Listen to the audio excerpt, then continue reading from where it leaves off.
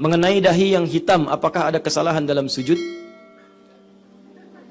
Atau memang hal yang biasa karena terlalu lamanya sujud? Tayyib. Dahi hitam itu tidak harus selalu menjadi pertanda orang yang benar sujud dia. Tidak harus selalu menjadi tanda.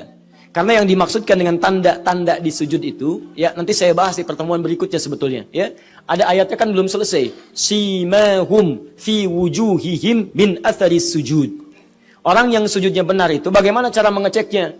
Selain nanti, maaf, ada tanda-tanda yang tadi saya sebutkan, nilai-nilai kebaikan, disebutkan langsung oleh Quran. Simahum fi wujuhihim min atharis sujud. Ada bekas sujud nampak di wajah mereka. Ingat baik-baik. Yang hitam itu di mana tadi posisinya? Kening, sementara Quran menyebut wajah. Wajah. Lihat wujuhihim. Kalau disebutkan wajah, itu menunjukkan bagian dua hal.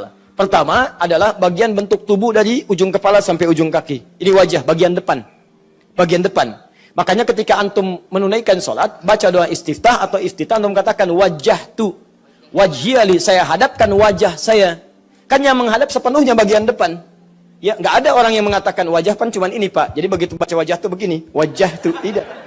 Yang menghadap bagian depan semuanya. Ya, fawalli wajhaka syatral masjidil haram. Quran surah kedua 144. Maka anda salat menghadap kiblat, hadapkan wajahmu. Maksudnya bagian tubuh kita bagian depan sepenuhnya menghadap ke kiblat. Itu wajah. Yang kedua wajah itu adalah tampilan muka bagian depan, kepala ini. Apa dalilnya? Quran surah kelima ayat ke-6. Ketika Allah memerintahkan dalam wudu untuk membasuh wajah, disebutkan wajah. Ya ayyuhalladzina amanu, idza qumtum ila shalah faghsilu wujuhakum. Basuhlah wajah-wajah kalian. Wajah yang dimaksud yang ini, bukan bagian tubuh dari atas sampai dengan bawah. Jelas ya? Nah, orang sujud itu akan nampak simah. Simah itu apa? Simah itu tanda istimewa.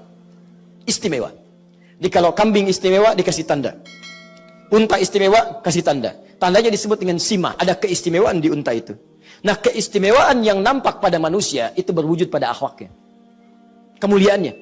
Tanda kebaikannya. Ada dua tanda. Habdu minallah, tanda ketaatan. Habdu minannas, tanda muamalah. Jadi orang sujud itu, kata Al-Quran, akan nampak tanda pada wajahnya. Bagi dua. Tanda wajah yang pertama, tanda ketaatan. Karena orang kalau banyak sujudnya, dilukiskan di Quran surah 3 ayat 113 tadi, banyak dia sujud, artinya wajahnya semakin banyak bersujud di hadapan Allah Subhanahu wa taala.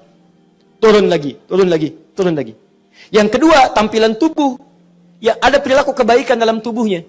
Jadi wajahnya menampilkan senyum yang baik, tangannya perilakunya baik, kakinya baik. Itu yang dimaksudkan oleh para ulama sebagai orang-orang yang berhasil dalam sujudnya.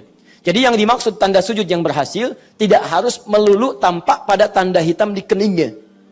Jika tanda hitam ini diiringi dengan penampilan akhlak yang mulia, akhlak terhadap Allah dengan bertambah ibadahnya, akhlak dengan manusia bertambah kebaikannya, maka itu tandanya sujudnya berhasil. Tapi kalau misalnya tanda keningnya ada hitam secara fisikal, tapi tidak diiringi dengan tanda akhlak yang mulia, maka kemungkinan besar itu hanya muncul pada akibat-akibat fisik dari lama saja sujud. Ketika anda terlampau lama seperti ini, jangankan orang sujud dalam sholat, orang biasa pun ketika begini, itu mungkin menampilkan tanda hitam di keningnya. Paham sampai sini? Tayyib.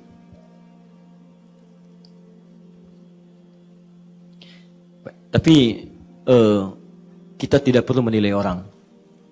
Ya, kita bukan hakim. Saya pun tidak ingin anda bertanya kepada saya untuk menilai orang lain. Bagaimana pendapat Ustaz tentang Ustaz Fulan, tentang ini, tentang itu, jangan. Kita harus tunjuk diri sendiri saja. Ya, tunjuk diri sendiri. Gak usah nilai tanda orang lain. Ya, awas lewat ahli sujud apa? Tanda hitam.